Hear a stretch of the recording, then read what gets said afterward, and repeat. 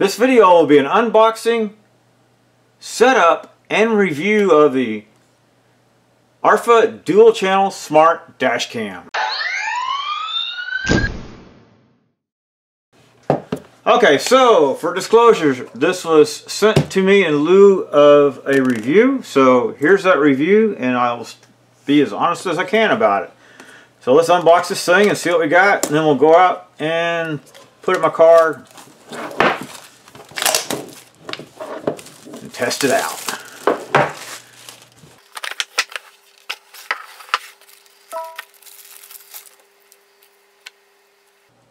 So there's the camera, nice and compact, and this does have forward and reverse view. Looks like it comes with an SD card. Let's see if it says what size it is. 64 gig SD card, so that's nice. No need to purchase an SD card. Power plug.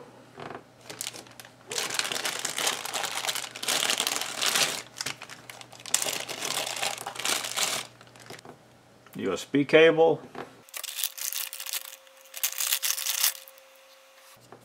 And there's the rear cam. Okay, I was curious about that. So yeah, the rear cam is separate. Okay.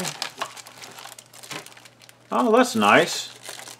I have not seen that in other kits that has the little deals in here to hold your wires back out of the way. That's very nice. And of course a trim tool.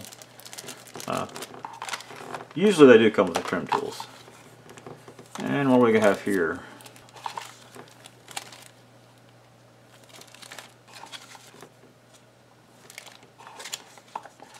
And of course, the owner's manual. That's a very nice look. They did a good job on that.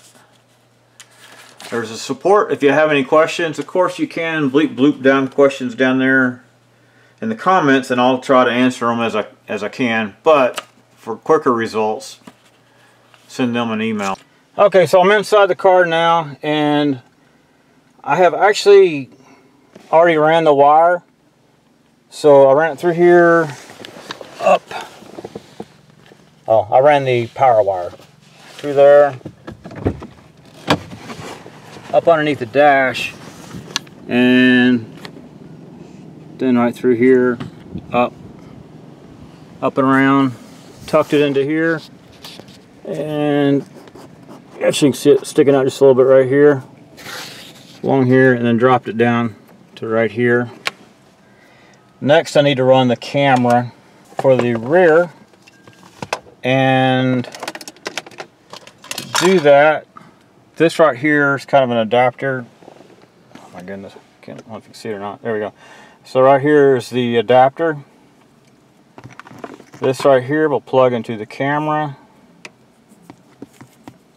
That'll plug into that USB-C power cord, and then this will connect to the camera as it goes out the back. Okay, I think that's got it. Okay, so now we'll connect that cable. And I guess you could do this from either direction. Start from the back and work your way front, or start from the front and work your way back. Oh, and I need to mount the camera too. You know what? First I should probably mount the camera. So, it's got the sticky tape already on it.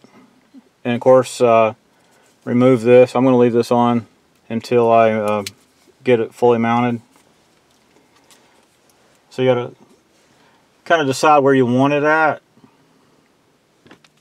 Oh, and by the way, you can take it off the mount right here. So open and close. So you push it that way to slide this off. There we go, like so. I hope this video's shooting okay. I don't think it is. Alright, so you can slide this off and on. You want to make sure you don't get up into the dotted area up here. I don't know if you can see that in the camera all that well. Or tinted area. Which this car, the tint stops right there. So that's all good. I need to clean that off better. So I'm going to go ahead and peel this off. Okay, so now the lens is exposed. And Okay, so next you'll need to put on this protective shield. This is especially important for like up here in this area where the dots are at, so you don't mess that up, or on tinted windows to help protect it. Not quite as important on just on the glass itself, but this still helps protect it. Hence the term protective shield. So something to consider while putting this on is how this slides out of here. So you want to adjust this so it slides, so your camera either has enough room to slide out right from the mount, or you flip the mount so that the mount can slide off right without banging into that. So with all that said, I'll need to put the protective shield on, and I'm just going to go about right there. Clean the glass real good, and then we'll peel that off like so. If you do have the dots, sometimes you can use that as a bit of a guide. And this thing, it does not feel sticky, but it really is.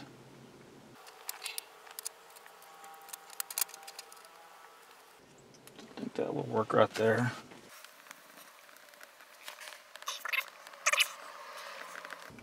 I'm not going to worry too much about those bubbles. I've done Windows tint and the Screaming Chicken on a Trans Am before, and heat will sometimes dissipate some of those. So if you do end up with a couple of bubbles, don't panic. Then we'll just stick that on, like so. That did not work at all. Yeah, it did. There we go. And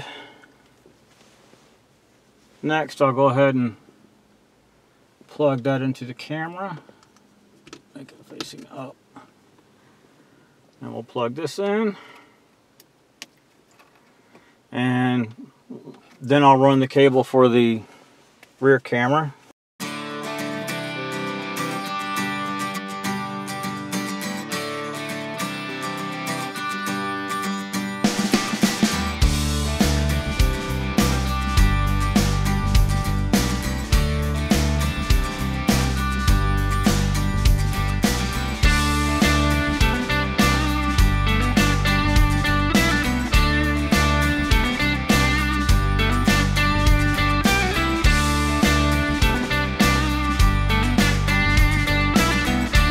Part, of course, just run it through here.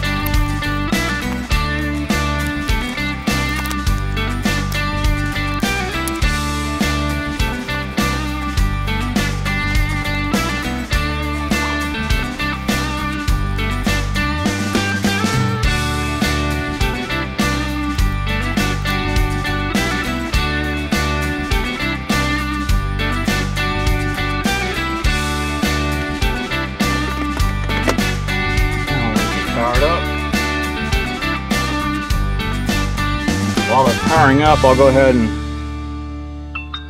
add the app. Just keep on recording, I guess. Let's see what happens here.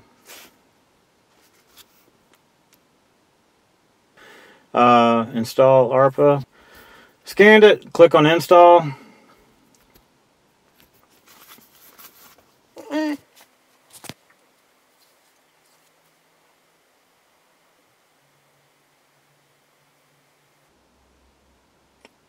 Arpha Vision is the app you want to install.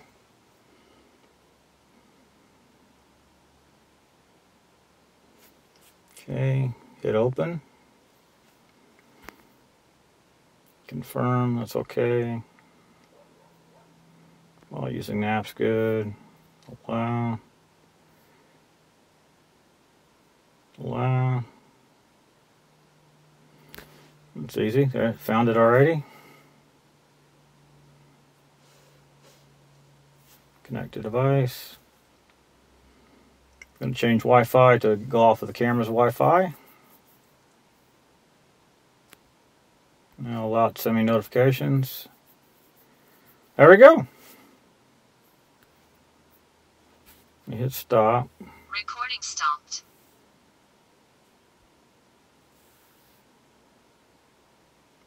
So there's parking mode.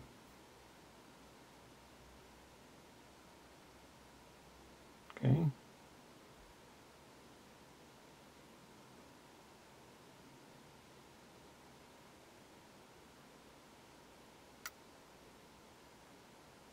Interesting. Audio off. Date time format. That's good.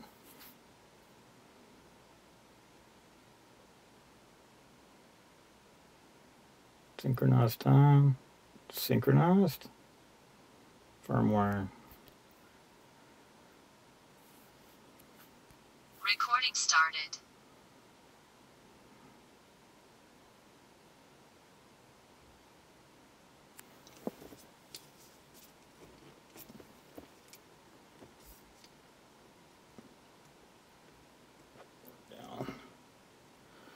There we go. Well, I guess the only thing left is to drive around and get some video. And, of course, I guess do a little further examination of this menu as well. So let's go drive around and see how well it works. Stop recording. Stop recording. Okay, so this camera has a ADAS lane departure warning system, which sounds pretty interesting. Turn that off. And so to calibrate it, make sure everything's set, set up and the camera angle's correct. Then press the function key twice in quick succession to activate it.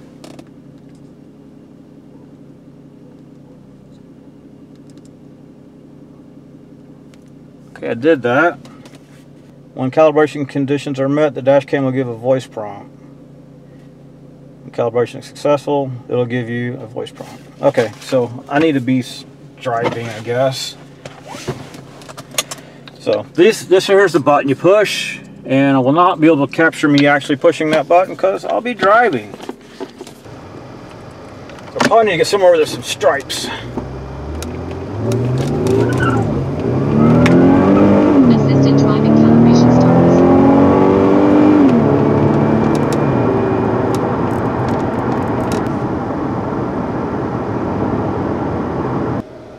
Okay, so I think I did the ADS calibration. So I'm going to go in here and turn on the ADS mode and let's see if it works. So hit stop there. Recording stopped. Go here, and in the settings there is ADS driving mode. Novice, old driver, or custom. I'm going to do novice. Assisted driving is turned on. Okay. So to get into settings, recording has to be stopped. Click on the little gear icon up here. And we have your different video resolutions here. It goes 3840 by 2160 down to 1920 by 1080 for the front camera. The The rear camera is 1920 by 1080 or 1080p, and you can choose between those. Currently have it on the highest resolution. You can enable how long you want the recordings to loop, 1, 2, or 3 minutes. I currently have it set for a minute. Video stamps. Let's see if that gets me a little more. Come on now. Video stamps. I'm not sure how it stamps it. I would assume date and time. G sensor, you got off, low, medium, and high. Display mode. Front camera, rear camera. Front big, rear small, front. This only affects the app itself, okay? So you can change from there. Parking mode. So I can do a time-lapse parking mode or collision detection. Time-lapse parking mode. Okay, time zone. You can set your time zone here. Okay, so we've got boot, ringtone, date, time, format. Wait, go back here. Voice command. So here are the voice commands that you have. This turn off recording, open recording, take picture, lock the video. Current video locked. So if you see something cool like a deer on the side of the road, or you see an accident or whatever, you'd probably want to say lock the video. Current video locked. And it will lock it for you. Voice command. ADAS is what we heard earlier. The lane departure warnings. The somebody's getting too close to somebody in front of you, or somebody in front of you has started moving. You can put it on novice, novice, old driver mode, custom mode, or off. Got mine on currently. Fatiguing driving reminder. I guess that will remind you every hour on the hour, or every hour, 2 hours, 4 hours. Probably, I don't know, do something different.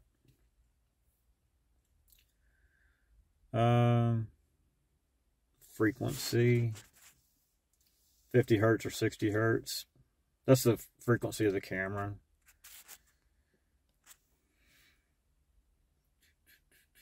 Date, time, format, year, month, day, year, day, month, year.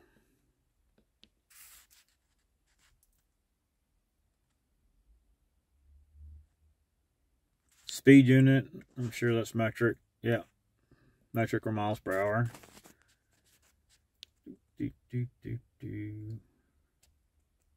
Boot ringtone, give you that little jingle when it boots up. GPS information.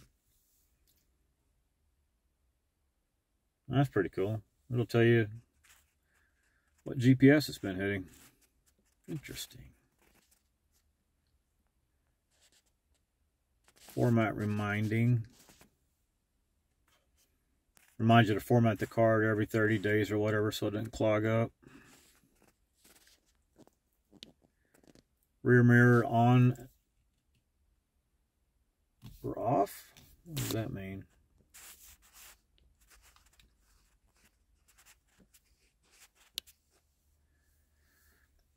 Rear rotate. So if you accidentally put your camera on upside down, then you can turn the rotate on and it'll flip the camera over for you digitally.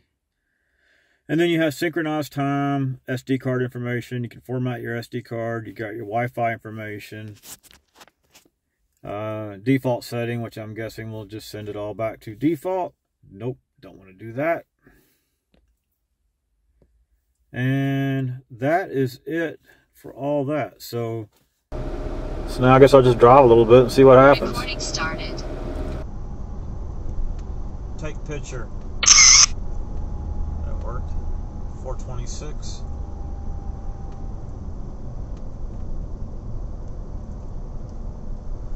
So keep in mind the footage that you're seeing now is actually pulled back down to probably 1080p.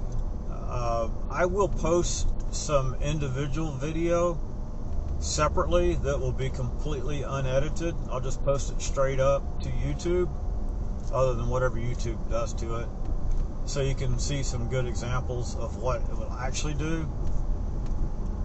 Keep in mind, when watching it on YouTube, you'll have to go in and manually set to the max setting to make sure it doesn't auto, put it down to, heck, even 720, so you can actually see in what it's recorded in.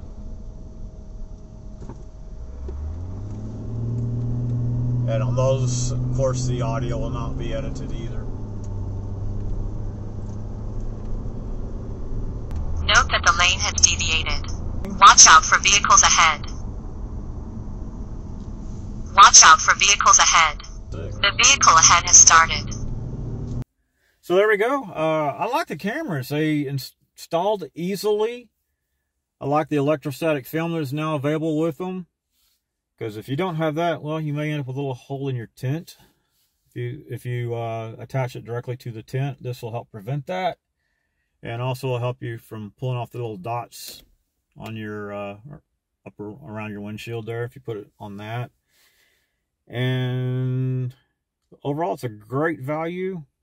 And again, I will post some raw footage up on the YouTube channel straight from the camera, because what you're seeing here will have been edited and that it'll be downsized to 1080p, so that way you can see the actual full resolution raw. Thank you for watching. Oh, and there'll be a link in the description to the camera if you want to purchase one of these. And I appreciate you watching this. Hope you enjoyed this video. If you did, please select like down there and subscribe to my channel. If you didn't like it, well, subscribe to the channel. Maybe you like the next one. Thank you for watching.